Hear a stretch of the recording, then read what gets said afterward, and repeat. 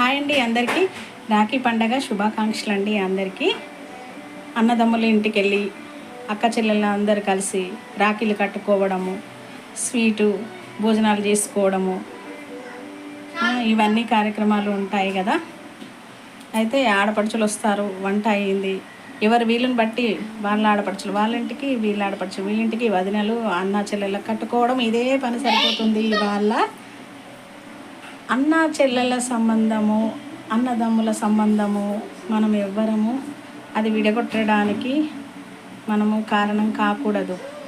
రాఖీ పండుగ రోజు ఏ ఆడబిడ్డ అయినా ఇంటికి రావాలి, వాళ్ళకు మర్యాదలు చేయాలి. అది చాలా మంచిది. ఆడబిడ్డ ఇంటికి వస్తే మహాలక్ష్మి ఇంటికి వచ్చినట్టు భావిస్తాము. ఇది మీకు అందరికీ తెలిసిన విషయమే కదా. అయితే అక్క కూతుర్లు వచ్చారు, మా బాబుకి కట్టారు, పొద్దున ఆడపడుచులు వచ్చారు. ఈ వంట చేశాను, ఏం వంట చేశానో చూపిస్తాను చూడండి. పొడుగు వంకాయ ఫ్రై, క్యాబేజీ టమాటా సాంబారు, దోసకాయ సాంబారు, బెండకాయలు అవన్నీ కలిపి వేసాను.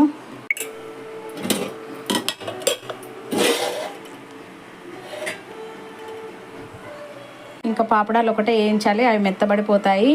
వాళ్ళు తినే లంచ్ టైంకి వేయించుదామనేసి ఆగానండి. పాపడాలు కూడా అయిపోయింది వేయించడం. పెరుగు లాస్ట్లో బాగుంటుంది కదా.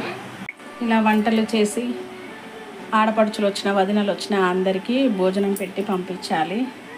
ఆడపడుచు కంట తడి పెట్టుకోకూడదు రాఖీ పౌర్ణమి రోజు. ఎంత అంటే మహాలక్ష్మితో సమానమవుతాను. వాళ్ళకు బట్టలు పెట్టి భోజనం పెట్టి పంపించాలి సంతోషంతో.